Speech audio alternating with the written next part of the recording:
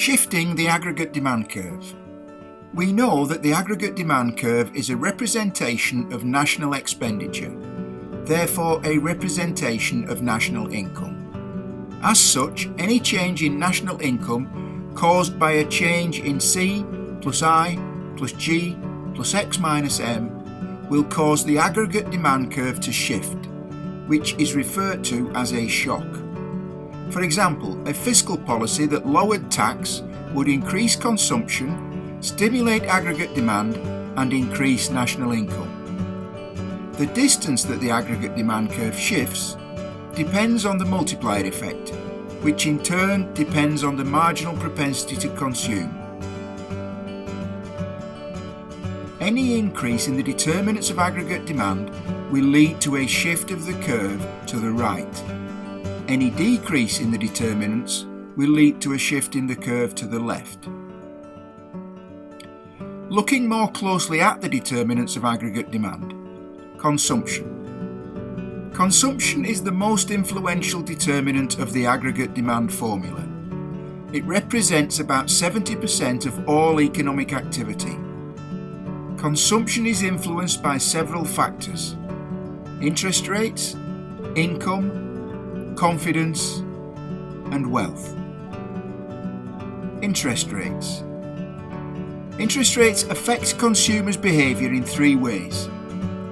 People with existing debt will find they have less disposable income if interest rates rise, as they have to pay back larger amounts of interest.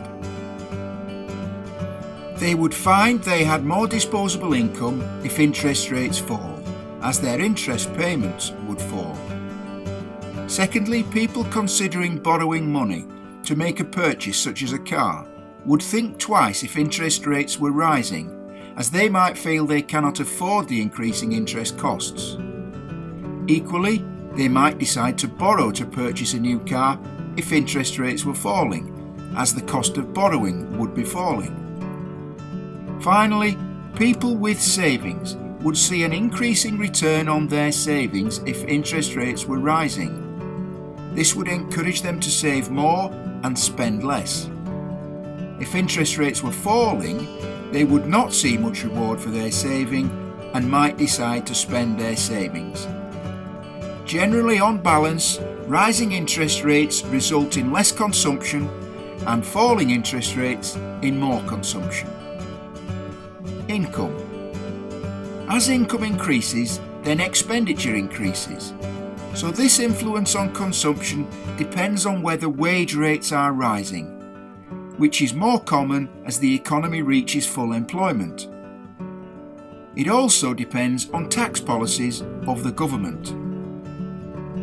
Confidence. Consumer confidence is a major influence on consumption and therefore on aggregate demand. Generally, if consumers feel confident about their future prospects, they will spend. If they feel particularly confident, they will borrow and spend, which can increase consumption even further than rising wage rates would. The major reason why people feel confident about their future prospects is their employment status. If they are skilled workers, they are likely to feel confident about their job security and future pay awards. If they are unskilled, maybe less so. If they are permanently in full-time employment, they are likely to feel more confident than part-time workers and workers on zero-hour contracts. The unemployment rate obviously affects the confidence of the unemployed. Wealth. This influence on consumption is referred to as the wealth effect. People feel wealthy when their assets are increasing in value. The most common assets held by households are property and shares in companies. So, when the housing market is buoyant and when the stock exchange is rising, then people who hold these assets will feel more wealthy. This increases their confidence, which in turn will increase their consumption. Investment. Investment from the point of view of the aggregate demand calculation refers to investment by firms in capital equipment. Firms buy capital equipment to make the products that they sell. So the most significant factor that influences firms investing in their business is demand.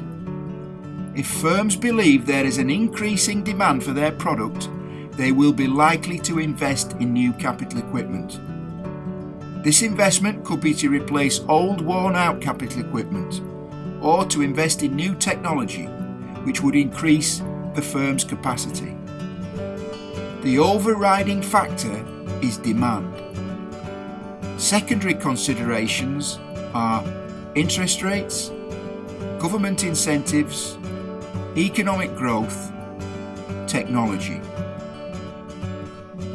Interest rates do influence firms' decisions to invest, because most investments will be made using borrowed money. High interest rates will be less attractive than low interest rates. However, most firms can build the cost of interest rates into their profit calculations, so are still able to invest even if interest rates are relatively high. The thing firms find difficult to plan for is fluctuating interest rates. It is this uncertainty of interest rates that would discourage investments. Government incentives such as grants and tax incentives, which are aimed at encouraging investment or business startups or to encourage firms to move to a particular area, do have a place, but would not override a lack of demand.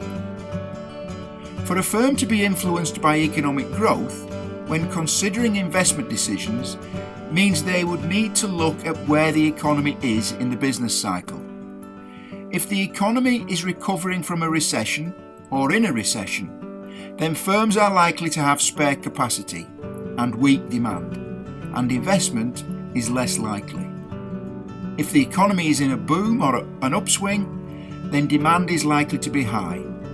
The firm is likely to be reaching full capacity utilisation, and there might be pressure from workers for pay increases. For all of these reasons, the firm would be likely to invest in capital equipment to increase capacity and improve the productivity of workers. When considering investment due to the development of new technology, the firm would have to consider the additional capacity that the investment would bring. Also, the likelihood that their competition is investing in new technology. This would mean they would need to invest to keep up with their competition. Government spending. Government spending is influenced by the budget deficit, government objectives, and where the economy is in the business cycle. The government can only spend the money that they receive from taxation, unless they borrow additional money. So, for example, if the government tax and withdraw £10 billion from the economy, and then spend £10 billion, there is a balanced budget. This will have a limited impact on the economy, as the size of the withdrawal from the circular flow is the same as the injection back into the circular flow. The only other factor would be the impact of the recipient's marginal propensity to consume. An example of a budget deficit would see £10 billion being withdrawn in tax and £15 billion being injected back in the form of government spending. This is a budget deficit and would increase the size of national income. It would be expansionary. An example of a budget surplus is a withdrawal of £10 billion in tax and government spending of £5 billion. Here, a smaller amount is being injected back into the circular flow than was withdrawn, which results in a budget surplus and a contraction of the economy through the negative multiplier. The final factor that influences the size of the national income in this calculation is the net effect of X minus M. This means the money earned from selling goods and services abroad, exports, minus the money spent on goods and services from abroad, imports. Traditionally, the UK imports more than it exports and has a balance of payments deficit, which means that in the calculation of C plus I plus G plus X minus M, we see this part of the calculation putting downward pressure on the growth of national income.